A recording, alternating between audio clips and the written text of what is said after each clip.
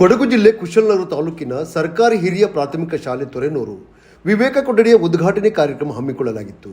2022-23ನೇ ಸಾಲಿನಲ್ಲಿ ತಾಲೂಕು ಪಂಚಾಯಿತಿ ವತಿಯಿಂದ 27 ಲಕ್ಷ ಅನುದಾನದಲ್ಲಿ ನಿರ್ಮಾಣವಾದ ವಿವೇಕ ಕೊಠಡಿಯನ್ನು ಮಾಜಿ ಶಾಸಕರಾದ ಎಂಪಿ ಅಪ್ಪಚ್ಚು ರಂಜನ್ ಹಾಗೂ ಗ್ಯಾರಂಟಿ ಯೋಜನೆ ಅನುಷ್ಠಾನ ಸಮಿತಿಯ ಅಧ್ಯಕ್ಷರು ಕುಶಲನಗರ ವಿಪಿ ಶಶಿಧರ್ ಅವರು ವಿವೇಕ ಕೊಠಡಿಯನ್ನು ಉದ್ಘಾಟಿಸಿದರು. ಉದ್ಘಾಟನೆ ಮಾಡಿ ಮಾತನಾಡಿದ ಎಂಪಿ ಅಪ್ಪಚ್ಚು ರಂಜನ್ ಅವರು ಸರ್ಕಾರಿ ಶಾಲೆಗಳ ಉಳಿವಿಗಾಗಿ ಆಂಗ್ಲ ಮಾಧ್ಯಮ ತರಗತಿ ಆರಂಭಿಸುವಂತೆ ಸಲಹೆ ನೀಡಿದರು. ವಿಪಿ ಶಶಿಧರ್ ಅವರು ಮಾತನಾಡಿ ವಿದ್ಯಾರ್ಥಿಗಳ ರಾಜಕೀಯ ವೇದಿಕೆ ಆಗದಿರಲಿ ಎಂದು ಕಿವಿ ಮಾತು ಹೇಳಿದರು.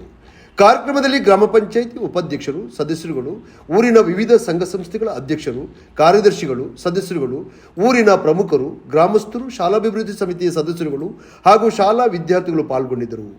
ಕಾರ್ಯಕ್ರಮ ಅಧ್ಯಕ್ಷತೆಯನ್ನು ಶಾಲಾಭಿವೃದ್ಧಿ ಸಮಿತಿ ಅಧ್ಯಕ್ಷರಾದ ಶ್ರೀ ಸಂತೋಷ್ ಕುಮಾರ್ ಭಾಗವಹಿಸಿದರು. ಕ್ಷೇತ್ರ ಶಿಕ್ಷಣಾಧಿಕಾರಿ ಶ್ರೀ ಕೃಷ್ಣಪ್ಪರವರು ಉಪಸ್ಥಿತರಿದ್ದರು. ಶಿಕ್ಷಕರಾದ ಅನಿಲ್ ರವರು ಕಾರ್ಯಕ್ರಮ ನಿರೂಪಿಸಿದರು. ಮುಖ್ಯ ಗುರುಗಳು ಭಾಗ್ಯಲಕ್ಷ್ಮಿ ಜಯನ್ ರವರು ಸ್ವಾಗತಿಸಿದರು. ಶಿಕ್ಷಕರಾದ ಮಾಲತೇಶ್ ರವರು ವಂದಿಸಿದರು.